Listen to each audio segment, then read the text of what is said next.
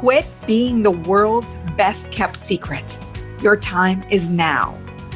Welcome to the Millionaire Woman Show, where we'll be discussing leadership, business, human potential, inspiring you to live rich from the inside out.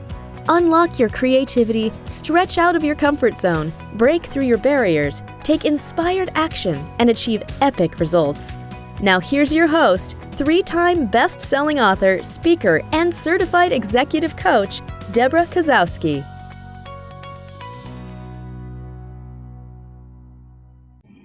Hello, everyone, and welcome to the Millionaire Woman Show, where we bring you inspiring guests from around the world that will inspire, motivate, and educate you to live rich from the inside out.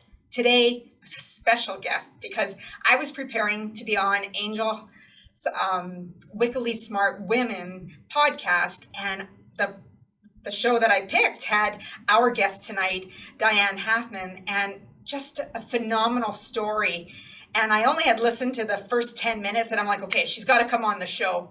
So I'm really excited to share her with you. Diane Halfman was an undercover cop for the San Diego Police Department, where she experienced unique perspective of life behind the scenes. Diane took her years of experience to pioneer the creation of her own company called Spa Life, which stands for Seek Power Always. And I love that. As the host of Live Your Spa Life podcast, as a reset specialist, Diane Halfman travels the country speaking, consulting, and conducting workshops dedicated to helping overwhelmed women entrepreneurs, corporate leaders move from life of emergency to a life of emergence. So welcome to the show, Diane. Incredible story. I was watching one of your videos actually last night, and just so empowering to hear just that internal struggle, the growth within, and really stepping into this Seek Power Always messaging. And I just couldn't wait to hear more. So I'm really glad to have you on the show. So thank you for joining us. Oh, my pleasure, Deborah. It's great to be here. I love what you're up to. And I think that we just need to have more positive messaging, more role models, and good resources. And thank you for providing that. Awesome. And let's showcase you tonight. So I was really curious because, first of all, when I was listening to your story, when you were saying that, you were saying goodbye to your daughters and going to work and then having to be an undercover prostitute. I know the stories aren't similar, but I remember one moment where I had learned how to drive a Standard. And my husband was questioning me, saying, how did you forget everything I just taught you? And it was the moment that, I kissed each one of my kids. And I was like, he's like, what are you doing? I said, I'm kissing the kids in case I don't come back when I drive into the parkade with my Standard. And he goes, there is a break. I said, I get it. But this is how comfortable I feel. And, you never know. So right. That moment of you doing that, although it has different levels, that moment where that you don't know if you're coming back. You don't know what's going to happen. And it's really important, I think, for people to put it into perspective, that to live your life fully. And that's why I was so drawn to Seek Your Power Always. So how does your experience as an undercover prostitute help you with your clients today? Oh, thanks, Deborah. That's such a great question because, a lot of times people look at how do those two things even connect? And I used to think about that myself, especially once I retired from the department. It was how do I utilize some of these skills? And I realized some of my most developed skills happened while I was undercover. I was able to have situational awareness, seeing what's happening around me, making quick decisions, being able to trust my instincts was really, really important. And I started to see particularly women leaders they would make great decisions and they would be really successful. But then when it came to some of the bigger decisions, they would make them, but then they would second guess themselves. And then they would maybe not make as quick a decision on things that they were doing because they were thinking of so many other things. And that's one of the things I've noticed a lot between a lot of male executives is that they'll make a decision and they'll just move through it and they'll fail through it, right? And even though women will do that, we will tend to beat ourselves up more about it. If there was a better way or how could I not see something? And instead of making those decisions and moving through with it. So when I was undercover, I didn't have the luxury of, mulling it over or see if there was a better time or see what was going on. I had to make really quick decisions and trust myself, not only for my safety, but for the safety of people around me. So when you really build up some of those skills, then you are able to start building that habit and that pattern of trusting that you're making the best decision with the information you have in the moment, and you can always pivot later. See, one of the things that I find with making those quick decisions, moving on instinct, because really that's what you're doing, being able to really trust yourself in that moment, but knowing at the same time that, as watching, family members who are police officers as well, and friends, that that surveillance around you of your risks.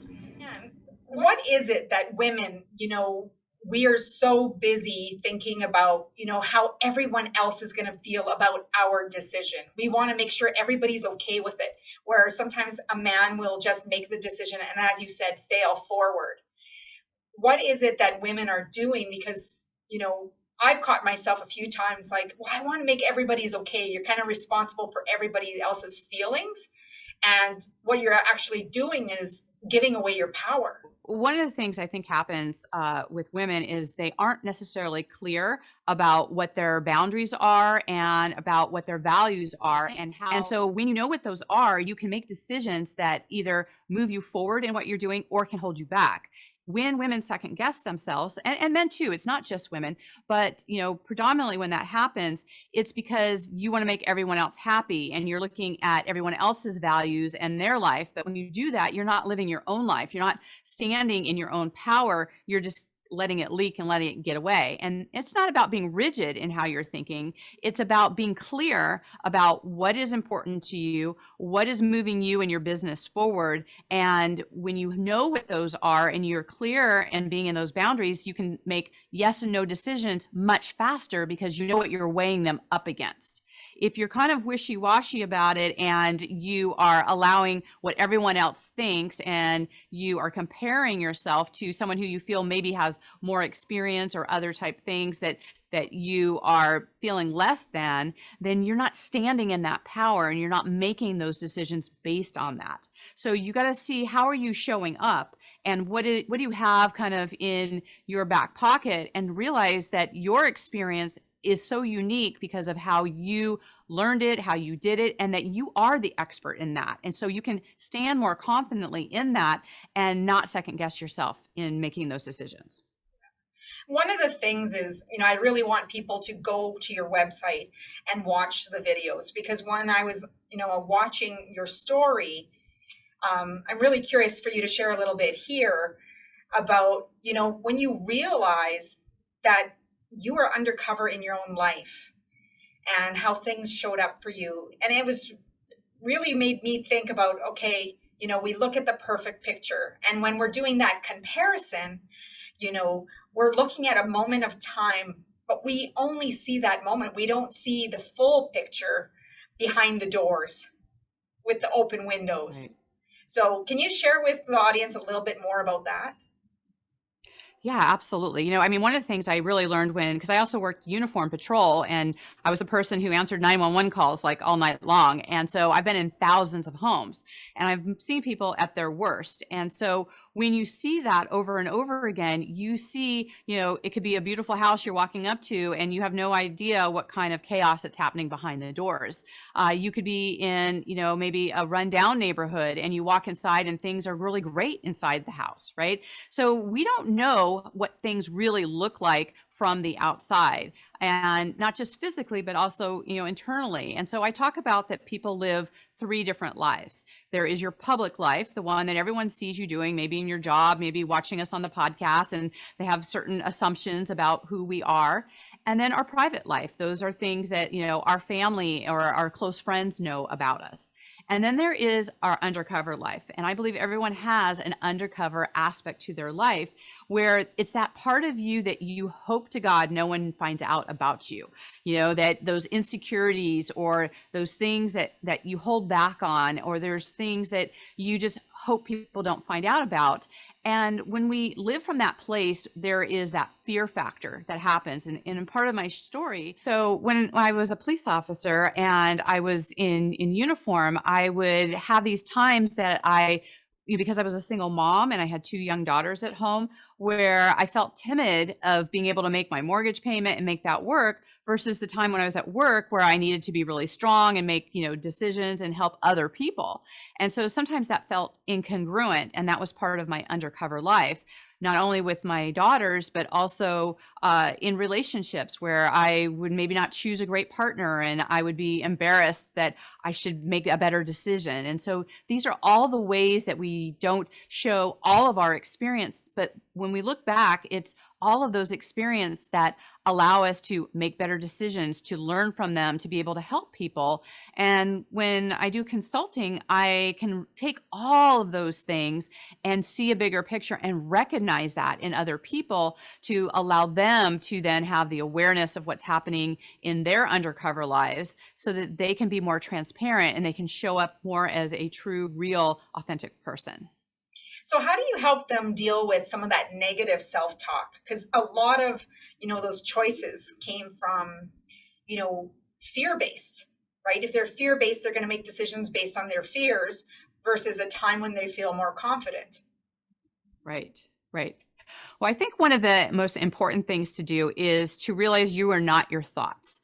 In fact, I think there's a great experiment to be able to any of that negative self-talk that's happening within you, if you can give it a name, then you can separate yourself from those negative thoughts. So, let's just say that person you're going to say is Alice. And sorry for anyone whose name's Alice listening to the show, but let's just say those negative self-talk is her name is Alice. So when they come up, you can separate yourself and go, Alice, thanks for sharing, trying to protect me. However, that is not true. And then when you have some separation, it can feel kind of crazy at first, but when you actually have that conversation, you can separate yourself from it and notice that maybe it's giving you some information, but you don't have to act from that place.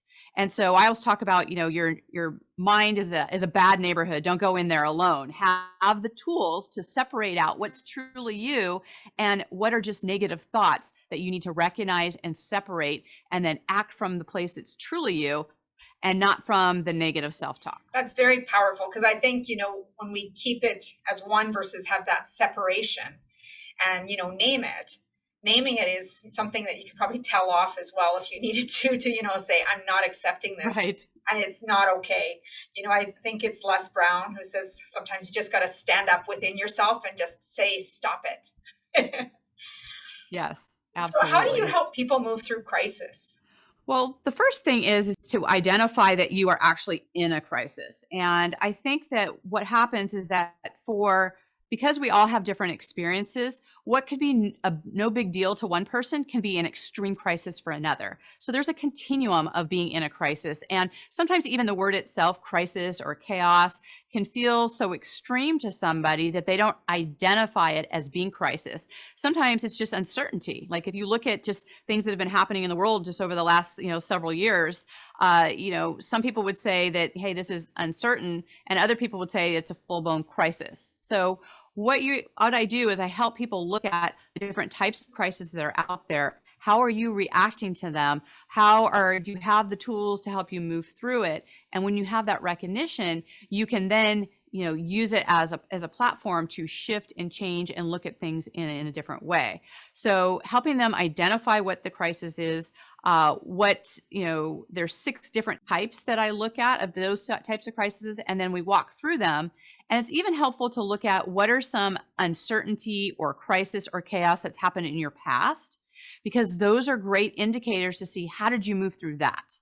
Right? Because once you've moved through something that is challenging, you are then building your resilience, your stamina, your grit to be able to get through anything. Because, how you do one thing is how you do everything. And so when you look at that really hard thing, what were some of the things that got me through? What are some of the things that I would have done differently? And you use that as yourself, be completely different of how somebody else does. So you have to build up your own stories and your own fortification to be able to move through anything.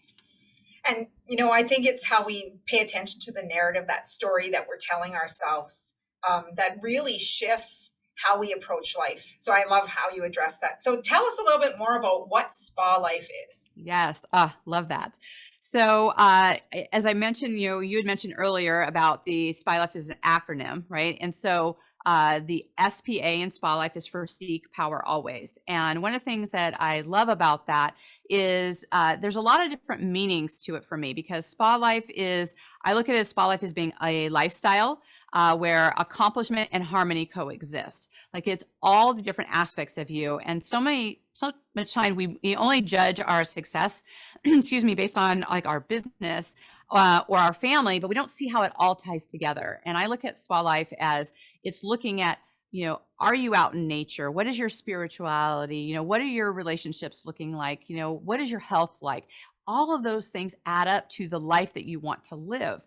And so in Spa Life, so often we look to the outside world and define ourselves with what's happening out in the world. So, we can look at the, 2020 pandemic and look at it as an example of people looked at outside circumstances and allowed that to determine whether they were going to be, depressed or sad or not connect with people or not take care of their health in the way that they know that they can, right? And so it deflated them because they were looking at to the outside world. Well, if you're looking at Seek Power Always, it's not the power that happens outside of the world, it's the power within you.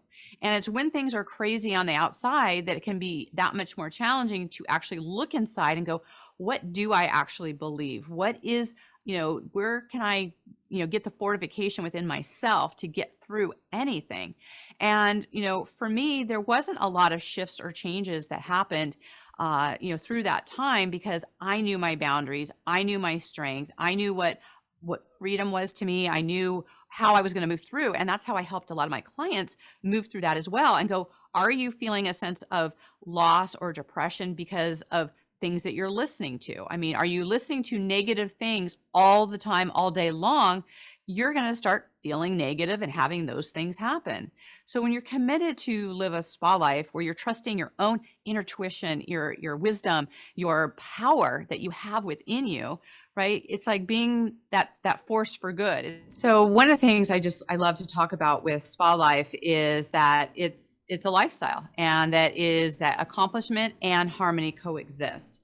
One of the things that is so great is that the spa and spa life, the SPA, is for Seek Power Always, and it's that power within you. And when you look at life from a place of you're not looking at the outside world to validate you, to help you get through things, you're always checking in with yourself first, you're going to always stand in a more powerful position. I talk a lot about, the pandemic, people were feeling depressed and even suicidal and feeling a lot of chaos and craziness that was happening. And a lot of it had to do with what they were listening to and what they were buying into without really checking in with themselves or doing some of the things that would increase their immunity, that would make them feel better. They would forget what are some of those things that they could make themselves happy. And so when you look at living your spa life, it's getting that power within you so you can live that life, that you have that foundation, which has a ripple effect. It allows other people to realize their strength and their power. And it has, that coexistence that happens that allows you to be that light that you want to be in the world. And I think it's fascinating, people don't realize all the external influences that are affecting the way they're thinking and then performing and showing up in life. And not only the external influences, but the internal influences that they've had from childhood or beliefs that they're holding. I was listening to a radio station the other day, and they were talking about the beliefs of wives' tales. And then suddenly when you become an adult, you know that some of those wives' tales you've kicked to the curb because you no longer believe them. But it's fascinating, some of the things that we hang on to as beliefs without even questioning them. Right. Well, and some of the things that we get passed down is that, they're partial truths, right? That's the thing of time period and how they, were raising their children or how they were teaching lessons, maybe doesn't apply today. And so you're taking it at that whole, whether it was in your parents or at school or whatever those things are. And you have to have that discernment and trust, if something doesn't line up for you, what is your truth? Where are you showing up from? And that's why we always have to do our own research on anything and come up with our own belief system of what things work and what things don't work. And I challenge my grandkids with this when they're at school and they're learning things. And I'm like, don't just believe what somebody's teaching you because they're the authority person. Research it for yourself. See if you've got some questions. When you ask those questions, it allows you to really start building what it is that's true about you. And then you can trust yourself better. And then you can make decisions from that place. Yeah. And, it's so important. I don't know. And I love that you're doing that, because I think so much we need to teach that we need to come from a place of curiosity and not just automatically to resign to what other people think and not have that discernment. So I'm curious, where do you see women giving away their power? Well, I believe that they give it away mostly in decision making, which is really interesting because, because they're concerned about either what their team members think or maybe what their clients think or what their family members think, that it has them waver sometimes in their decision making, which is why sometimes there's a lot of extra stress or chaos around decision making. And so when you're trying to be a people pleaser and you're trying to, make everyone happy and make your decisions around that, then you are giving your power away and making those decisions because you're leaking that power. You're letting everyone else make their decisions and then coming from that place. And I've noticed that it can affect a lot of teams, especially in corporate teams that I've worked with, where the leader wants everyone to feel good and to everyone to get along. But when you aren't really clear about the decision making and you're waffling on it, you're sending mixed signals to your team, and that diffuses, how it is that you're showing up. And that's a form of giving your power away. So you want to be really clear around what's your culture look like in your business, whether you're in corporate or you're an entrepreneur. Like, what are your values? What do you stand for? And when you're clear about that and that ripples out to your clients and your team, then they know what you're making decisions against. And it's helpful for everyone to be on the same page. And I can see how this also ripples into their family life of when they can ensure that their voice is heard. Because I know sometimes when women get into the role of mom and wife and all of this, they come from a place that they've lost their identity when they're pulled in wearing so many different hats, let's say. Right. That's so important. I love that you brought that up, Debra, because when it comes to values, people will make their own individual values or their corporate values, but they don't necessarily look at, their family values or their relationship values. And so when things come up, we will act from our own values, but we're not necessarily looking at what is the value of the relationship. And so you want to get clear about what those are so that when you're making decisions in a family, you can then look at, okay, what do we stand for? What's the most important thing? Is the decisions, they aren't as difficult of a decision to make when you're weighing them against those values. And so when you get really clear about what those are, then, it's easy to decide, okay, this is what we stand for. This is a yes. Okay, this is not what we stand for. It's a no. So it helps you in your boundaries. It helps you get really clear in who you are and who you are in your relationships and in your business. So what I really hear throughout this interview, Diane, is that, when we have boundaries and we're really clear on what it is that we want for ourselves and therefore seeking power always, that you can ultimately create a life and career, business, whatever it is that you want, that's going to be strong and powerful. Absolutely. Absolutely. Yes. So why is environment greater than willpower? I know, we hear a lot about willpower and people thinking, I can't push through some of the challenges I'm facing. And, I don't have enough willpower to make the shift or make the change. How does environment play a factor? Well, it's actually so important because I think as a person, we think that we can, push through anything, right? And have that willpower and make it happen. And a great thing to look at is New Year's resolutions, right? I mean, I think they're done by like the first 72 hours where they're out because people are trying to push through things and they don't have something that's anchoring them to move forward. And your environment is that anchor. So let's say your space, right? So if you are wanting to have a business, a thriving business, what is in your environment? What's in your office? What are the things? Is there things that are inspiring to you? a lot of times, I would go into people's homes and I would help them look at their space as well as their business to see, is it an environment that is allowing them to thrive in their business? If there's a lot of clutter and you can't find papers and you can't, it doesn't feel inspiring. I found that a lot of my clients weren't doing their business in their office because they hated the space. The ones that were thriving and doing well, it was well lit. There were things that were really working, and it was something where the environment was pulling them into the success.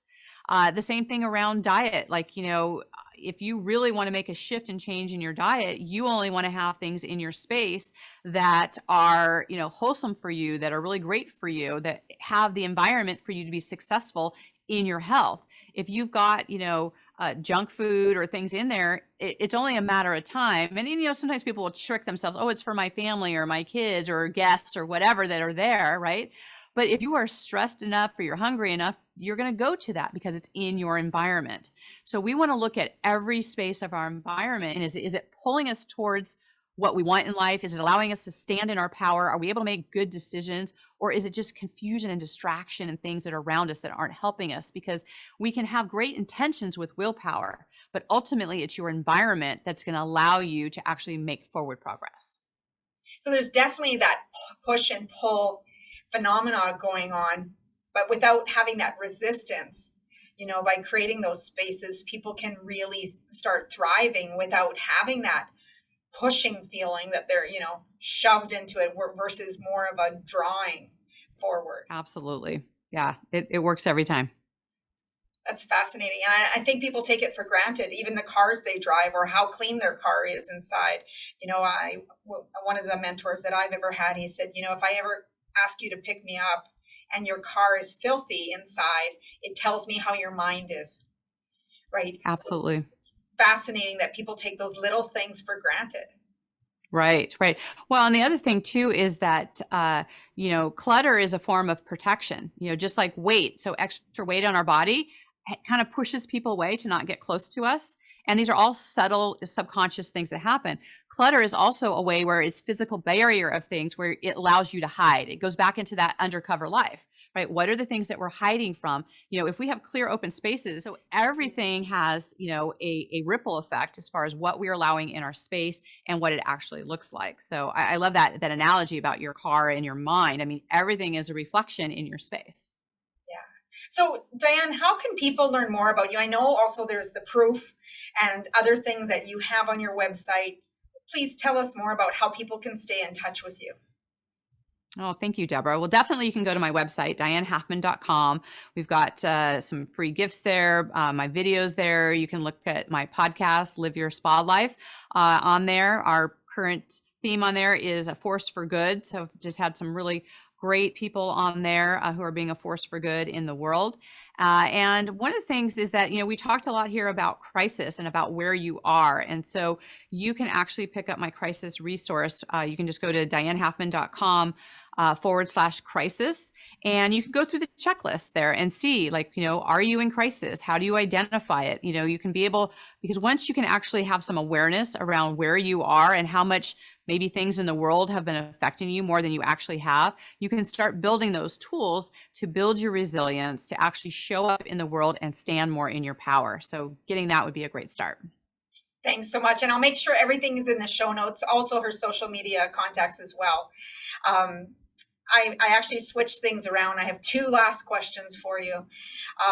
One is, what is one book that has had a significant impact in your life? I love books, especially now that they have audiobooks. I feel like I can actually go through more now and love them. One of my favorites is the 4 Spiritual Laws of Prosperity by Edwin Gaines. I find that to be just an amazing book about where you give to your tithing of what that looks like. And it shifted for me because I grew up thinking tithing was something that you only gave to churches. But I love her definition in there where it talks about you tithe to the people, places, or things that allow you to spiritually grow. And that really shifted for me because where our company gives, 10% in philanthropy, but a lot of times it's to a person, it's to an organization, it's to those things that actually inspire me because the energy of that continues to have that grow and go on. So that's always been a very inspiring book for me. That's amazing. I've never read that book, so I'm going to have to add it to my list of books to read and get a hold of. I love that, how that, because it really is about that personal growth as well, and feeling really good about what you're giving to, and not feeling like that's the only way that you can give. And Right. One of the other things, go ahead. Sorry. Oh, I was just going to say, it came to the top of my head too, that, I recently had Mark Victor Hansen and his wife, Crystal, who co-created a book together called Ask.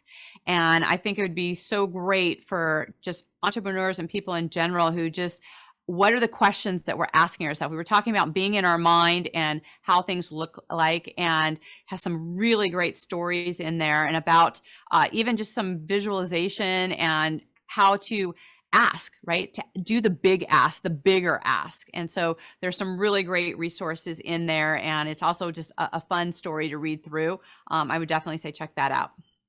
Excellent. And they've been on my show too. So make sure that you go over to your podcast and my podcast when Mark and Chris have been on the show. Fabulous, totally different storylines as to what we talk about. So it will be a benefit to everyone.